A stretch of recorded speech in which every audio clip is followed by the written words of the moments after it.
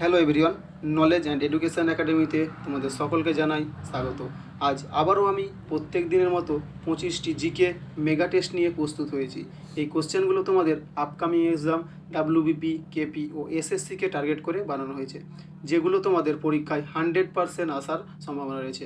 আর তোমরা যদি আমার চ্যানেলটিতে নতুন হয়ে থাকো তাহলে আমার চ্যানেলটিকে সাবস্ক্রাইব করে পাশে থাকা বেল আইকনটিতে অল করে রাখবে। আর তোমাদের বলে রাখি, আমার কোশ্চেন সলভ করার সাথে সাথে তোমরা নিজেরাও সলভ করার চেষ্টা করবে। তো চলো শুরু করা যাক। আমাদের প্রথম প্রশ্ন কি বলছে? বলছে জৈনদের 23তম তীর্থঙ্কর কে? ঠিক আছে, বলছে জৈনদের 23তম তীর্থঙ্কর কে। দেখো এই 4টি অপশান আছে, এই 4টি অপশানের মধ্যে কোনটি উত্তর হবে দেখে নিয়ে, ঠিক আছে? আর তোমরা আমার সাথে সাথে উত্তর দেওয়ার চেষ্টা করো, ঠিক আছে? তো উত্তর চলো আমরা দেখে নিই কী হচ্ছে।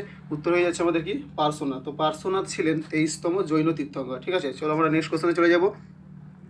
আমাদের নেক্সট কোশ্চেন হচ্ছে কি, নিচের কোনটি প্রাচীন শিক্ষা কেন্দ্র নয়?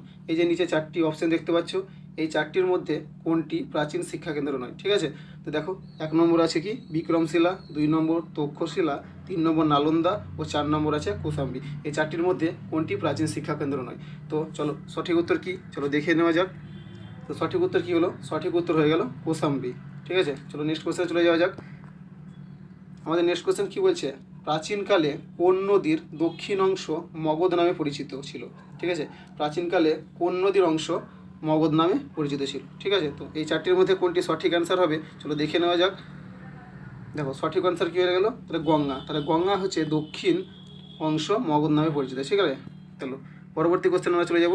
পরবর্তী কোশ্চেন হচ্ছে নিচের কোন ভাষাটি অস্ট্রিক ভাষা বংশজাত? ঠিক আছে, তো এই 4টি অপশান দেওয়া আছে, দেখো এই 4টির মধ্যে কোনটি সঠিক অ্যান্সার হবে দেখো দেখে নিই। চলো দেখো সঠিক অ্যান্সার কী হলো? সঠিক অ্যান্সার হয়ে গেল খাসি। তাহলে খাসি, ঠিক আছে, ভাষাটি অস্ট্রিক ভাষা বংশজাত, ঠিক আছে? চলো আমরা নেক্সট কোশ্চেনে চলে যাব। আমাদের নেক্সট কোশ্চেন কী বলছে? বলছে নিচের কোনটি বায়োস্ফিয়ার রিজার্ভ নয়? এই যে 4টি নিচে অপশান দেখতে পাচ্ছ, 1 নম্বর হচ্ছে নন্দাদেবী, 2 নম্বর কচ্ছের গল্প, 3 নম্বর গ্রেট নিকোবর, 4 নম্বর হচ্ছে সুন্দরবন। এই 4টি অপশানের মধ্যে কোনটি বায়োস্ফিয়ার রিজার্ভ নয়? ঠিক আছে, তো সঠিক অ্যান্সার কী হবে আমরা দেখে নেবো চলো। তো সঠিক অ্যান্সার কী হয়ে গেল? সঠিক অ্যান্সার হয়ে গেছে কচ্ছের গল্প, ঠিক আছে? কচ্ছের গল্প হচ্ছে বায়োস্ফিয়ার রিজার্ভ নয়, কিন্তু এই 3টি দেখতে পাচ্ছ, এই 3টি হচ্ছে বায়োস্ফিয়ার রিজার্ভ। আর এই সুন্দরবন বায়োস্ফিয়ার রিজার্ভ কোথায়? আমাদের দক্ষিণ 24 পরগনাতে অবস্থিত, ঠিক আছে? তো চলো নেক্সট আমরা দেখে নেবো পরের কোশ্চেন। পরের কোশ্চেন কী বলছে? বলছে নিচের কোন অণু প্রোটিনে থাকে না? এই যে 4টি অপশান দেখতে পাচ্ছ, এই 4টির মধ্যে কোন অণুটি প্রোটিনে থাকে না? কোনটা উত্তর হবে এই 4টির মধ্যে? চলো আমরা দেখে নিই। দেখো আমাদের সঠিক উত্তর কী হয়ে গেল? আমাদের সঠিক উত্তর হয়ে গেল ফসফরাস। তাহলে ফসফরাস অণুটি প্রোটিনে থাকে না, ঠিক আছে? চলো নেক্সট কোশ্চেনে চলে যাব। নেক্সট কোশ্চেন হচ্ছে একটি নির্দিষ্ট প্রজাতির মানব গোষ্ঠী বলে। এই যে 4টি অপশান দেখতে পাচ্ছে, এটির মধ্যে কোনটিকে মানব গোষ্ঠী বলে? ঠিক আছে, কোন প্রজাতির মানব গোষ্ঠী বলে? তো সঠিক অ্যান্সার কী হবে তাহলে আমরা দেখে নেবো। সঠিক অ্যান্সার হয়ে যাবে আমাদের কি পুঁজিবাদ, ঠিক আছে? চলো পরবর্তী কোশ্চেনে চলে যাওয়া যাক। পরবর্তী কোশ্চেন হচ্ছে কোন ব্যবস্থায় শ্রমিকই হলো রাজা? ঠিক আছে, এই 4টির মধ্যে কোন ব্যবস্থাতে শ্রমিকই হলো রাজা? দেখো কোনটি? 1 নম্বর বলছে সাম্যবাদ, 2 নম্বর মিশ্র অর্থনীতি, 4 নম্বর সমাজতন্ত্র, 3 নম্বর সমাজতন্ত্র, 4 নম্বর হচ্ছে পুঁজিবাদ, ঠিক আছে? দেখো তো এই 4টির মধ্যে কোনটা সঠিক অ্যান্সার হবে তাহলে আমরা দেখে নিই। তো আমাদের সঠিক অ্যান্সার হয়ে গেলো কোনটা? আমাদের সঠিক অ্যান্সার হলো সমাজতন্ত্র, ঠিক আছে? সমাজতন্ত্রই হলো রাজা, শ্রমিক, ঠিক আছে? তাহলে নেক্সট কোশ্চেন চলে যাব। নেক্সট কোশ্চেন হচ্ছে নিচের কোনটিকে উদ্যোগ বলে? এই যে 4টি অপশান দেখতে পাচ্ছ, এই 4টির মধ্যে কোনটিকে উদ্যোগ বলে? ঠিক আছে, তো সঠিক অ্যান্সার কী হবে আমরা দেখে নেবো চলো। আমাদের সঠিক অ্যান্সার কী হয়ে গেল? আমাদের সঠিক অ্যান্সার হয়ে গেল মানব মূলধন। তাহলে মানব মূলধনকে কী বলে? উদ্যোগ বলে, ঠিক আছে? তো চলো নেক্সট কোশ্চেনে চলে যাব। নেক্সট কোশ্চেন হচ্ছে নতুন সর্বভারতীয় চাকরির পদ সৃষ্টি করার সাংবিধানিক ব্যবস্থা আছে যদি? এই 4টির অপশানের মধ্যে কোনটা সঠিক উত্তর হবে? হ্যাঁ, আমরা দেখে নেবো চলো। তো সঠিক উত্তর হলো কি আমাদের সিদ্ধান্ত গ্রহণ করে, ঠিক আছে? বলছে নতুন সর্বভারতীয় চাকরির পদ সৃষ্টি করা সাংবিধানিক ব্যবস্থা আছে যদি সিদ্ধান্ত গ্রহণ করে, ঠিক আছে? চলো আমাদের নেক্সট কোশ্চেনে চলে যাব। আমাদের নেক্সট কোশ্চেন হচ্ছে রাজনৈতিক স্বাধীনতার অর্থ হলো? এই 4টি অপশানের মধ্যে কোনটি হচ্ছে রাজনৈতিক স্বাধীনতার অর্থ? ঠিক আছে, তো চলো সঠিক অ্যান্সার কী হবে আমরা দেখে নেবো। সঠিক অ্যান্সার হয়ে যাচ্ছে আমাদের নাগরিকের দেশের প্রশাসনের যোগদানের অধিকার, ঠিক আছে? তো চলো পরবর্তী কোশ্চেনে যাওয়া যাক। পরবর্তী কোশ্চেন হচ্ছে সমাজের কোন বিশেষ শ্রেণীর মানুষকে জাতের ভিত্তিতে বিশেষ সুবিধা প্রদান কী ধরনের ন্যায়ভঙ্গের উদাহরণ? ঠিক আছে, তো এই চারটি অপশনের মধ্যে কোনটা হবে, চলো আমাদের সঠিক অ্যান্সার আমরা দেখে নেব। সঠিক অ্যান্সার হচ্ছে সামাজিক সমতা। ঠিক আছে, আবার তোমাদের আমি বলে রাখি, আমার কোশ্চেন সলভ করার সাথে সাথে তোমরা নিজেরাও কোশ্চেনগুলো সলভ করার চেষ্টা করবে। ঠিক আছে, আর আমার চ্যানেল এই ভিডিওটি যদি তোমাদের ভালো লেগে থাকে তাহলে একটি লাইক করবে। ঠিক আছে, তো চলো নেক্সট কোশ্চেনে চলে যাওয়া যাক। নেক্সট কোশ্চেন হচ্ছে ভারতের প্রথম দক্ষিণ মেরু অঞ্চলের স্থায়ী গবেষণা কেন্দ্রটি হলো। ঠিক আছে, আন্টার্কটিকায় যে মেরু অঞ্চলে যে স্থায়ী গবেষণা কেন্দ্রটি আছে সেটি কোনটি? ঠিক আছে, তো এই চারটি অপশানের মধ্যে দেখো, 1 নম্বর হচ্ছে ভারতী, 2 নম্বর হচ্ছে হিমাদ্রি, 3 নম্বর হচ্ছে মৈত্রী, আর 4 নম্বর হচ্ছে দক্ষিণ গঙ্গোত্রী। তো এই চারটি অপশানের মধ্যে কোনটি সঠিক অ্যান্সার হবে, চলো আমরা দেখে নেব আমাদের সঠিক অ্যান্সার কোনটা হয়ে যাবে। চলো দেখে যাওয়া যাক। ঠিক আছে, তো সঠিক অ্যান্সার আমাদের কী হচ্ছে, সঠিক অ্যান্সার হয়ে যাচ্ছে আমাদের দক্ষিণ গঙ্গোত্রী। ঠিক আছে, তো চলো নেক্সট কোশ্চেনে চলে যাওয়া যাক। নেক্সট কোশ্চেন হচ্ছে প্রথম গাণিতিক গণকের নকশা তৈরি করেছিলেন কে? ঠিক আছে, প্রথম গাণিতিক গণকের নকশা কে তৈরি করেছিলেন? এই চারটি অপশনের মধ্যে কোনটা সঠিক অ্যান্সার হবে, চলো দেখে নেওয়া যাক।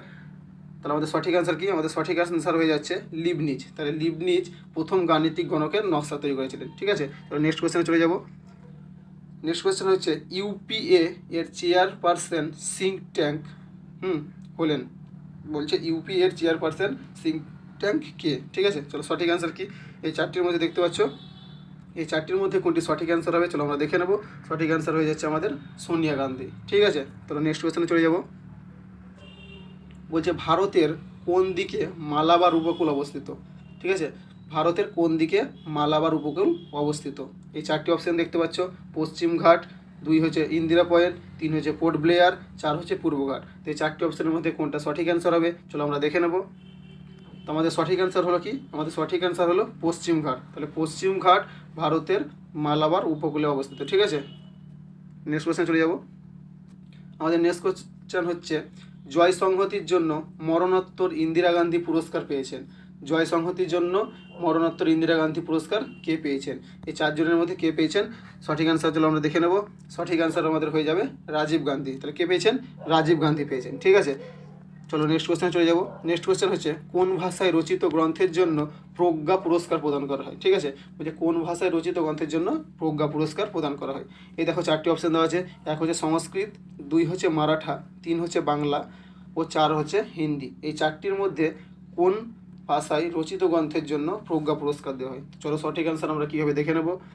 আমাদের সঠিক অ্যান্সার তাহলে কি, আমাদের সঠিক অ্যান্সার হয়ে গেল সংস্কৃত। ঠিক আছে, চলো নেক্সট কোয়েশ্চেনে চলে যাব।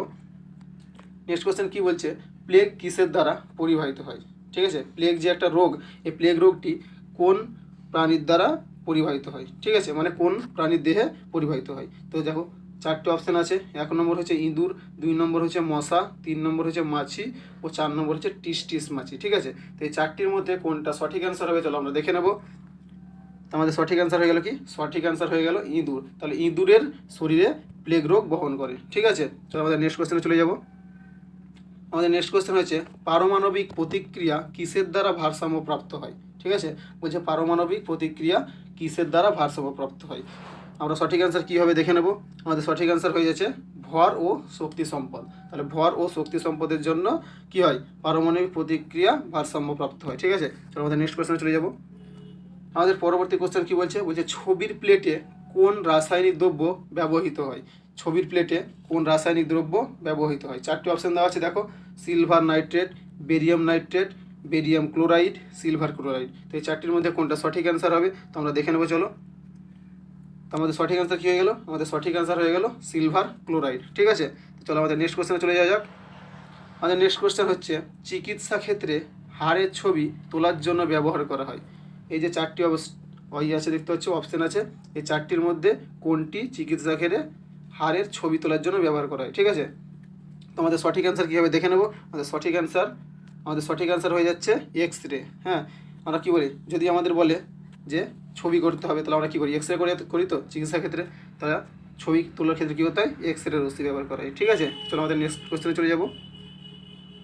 আমাদের নেক্সট কোশ্চেন হচ্ছে দেখো, যখন একটি হাত ঘড়িতে দম দেওয়া হয় তখন যে রকম শক্তি ব্যবহার করা হয় তা হলো। ঠিক আছে, ধরো আমাদের হাত ঘড়িতে দম দেবো তখন কোন শক্তি ব্যবহার করা হয়? ঠিক আছে, এই চারটের মধ্যে দেখো, 1 নম্বর হচ্ছে স্থিতি শক্তি, 2 নম্বর হচ্ছে আলোক শক্তি, 3 নম্বর হচ্ছে যান্ত্রিক শক্তি ও 4 নম্বর হচ্ছে কাইনেটিক শক্তি।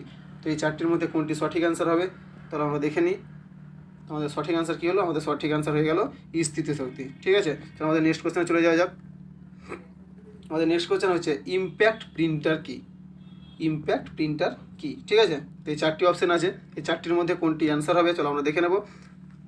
আমাদের সঠিক অ্যান্সার কি? সঠিক অ্যান্সার হয়ে গেল আমাদের ফিতে কাটা কারেক্টর ইমেজ প্রস্তুতির কাগজের ক্ষেত্রে। ঠিক আছে, চলো আমাদের নেক্সট কোশ্চেন।